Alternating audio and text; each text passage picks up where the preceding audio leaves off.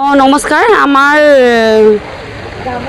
বেব আছাম ট্ৰাষ্টৰ উদ্যোগত এক্সট ডান্স একাডেমীৰ সহযোগত আমি এই বছৰ ৪ৰ্থ বৰ্ষ আমি দিব্যাংগসকলৰ বাবে সদৌ অসম ভিত্তিত দিব্যাংগ সাংস্কৃতিক প্ৰতিযোগিতাৰ আয়োজন কৰিছোঁ।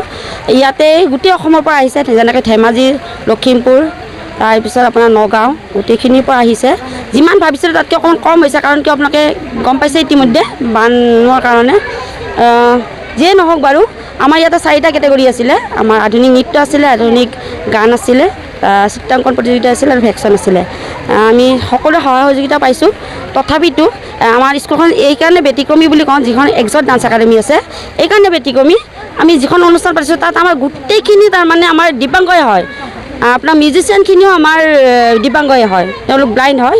ঠিক তেনেকৈ আমি বহুত আশাবাদী যে আমাৰ এই অনুষ্ঠানখন বহুত দূৰ আগুৱাই যায়। আমাৰ সকলো বিশিষ্ট ব্যক্তিসকল আছে, তেওঁলোকে আমাৰ অনুষ্ঠানটো আগুৱাই লৈ যাব। মই বহুত আশাবাদী, ময়ো বহুত মানে সিহঁতৰ লগত কষ্ট কৰিছোঁ, যিহেতু মোৰ ডাঙৰ ছোৱালীজনীয়ে দিব্যাংগ, সেইবাবে অনুষ্ঠানটো আয়োজন কৰা হয়। প্ৰত্যেক বছৰে জুলাই মাহত শেষৰটো ৰবিবাৰত আমি আয়োজন কৰিম বুলি আমি মানে বাধ্য হৈছোঁ আৰু প্ৰতিশ্ৰুতি দিছোঁ।